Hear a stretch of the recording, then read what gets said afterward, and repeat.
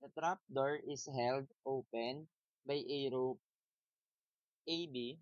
If the tension in the rope is equal to 80 pounds, determine the moment about y-axis. So, yun ang hanap lang yung MCY, no? So, anong gusto nyong gamitin? Vector component or scalar, no? Try muna natin yung scalar. Kunin natin yung component ng mga forces. Gusto lang na may ikot sa y-axis.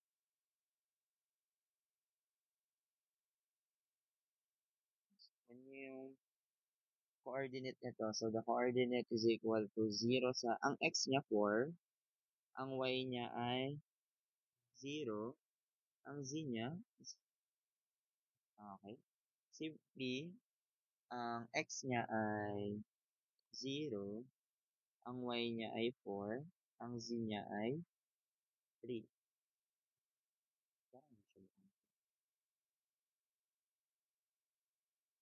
Okay? So, that is, so, paano natin kukunin yung component ni x, y, z? So, for x, that is head minus tail, so b minus b. So, that is 4, negative 4. 4 minus 0, 4. And then, 3 minus 0. So, the diagonal is equal to square root of negative, this is 4 squared plus 4 squared plus 3 square root of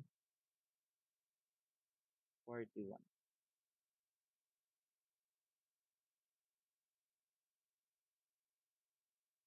Okay? So, f, asan to? fz,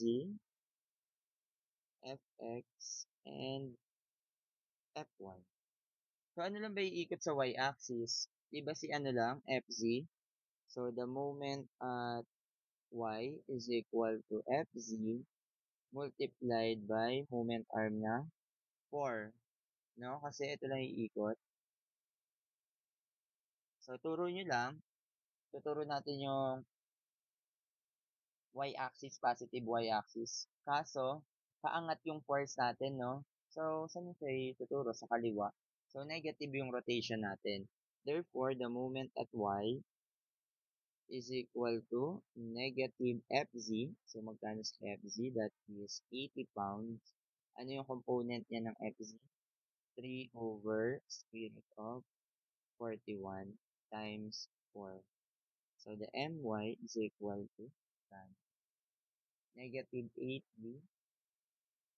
times 3 times 4 divided by square root of 40. So, that is equal to negative 149.9268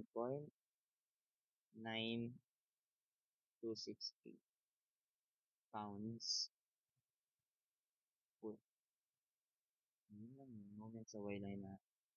O, kung gusto nyo gamitan ng vector, no, okay lang din. So, ano yung magiging unit vector natin? Tuturo lang natin si, dito tayo sa point O. So, pwedeng ito na yon. So, yung component niya ay R natin is equal to 4i hat plus 0j hat plus 0k hat. So, lalagay nyo lang sa vector mode. Mode 8, vector 1, 3 dimension, that is 4, 0, 0. Okay. So, apps dimension, vector B. Yung component naman. So, that is 80 times negative 4 divided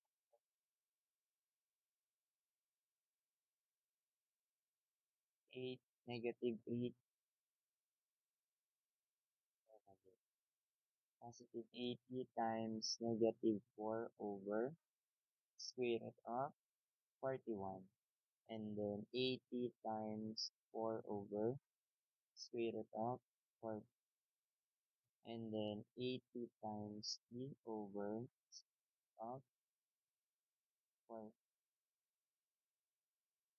Ano yan? And then vector A times vector B. So, ibibigay niya sagot, ang moment sa O, 0. Ay, sorry, moment sa X, 0. Moment sa Y, negative. And then, moment sa Z, positive. So, same lang din yung lalabas. So, scalar, pwede nyo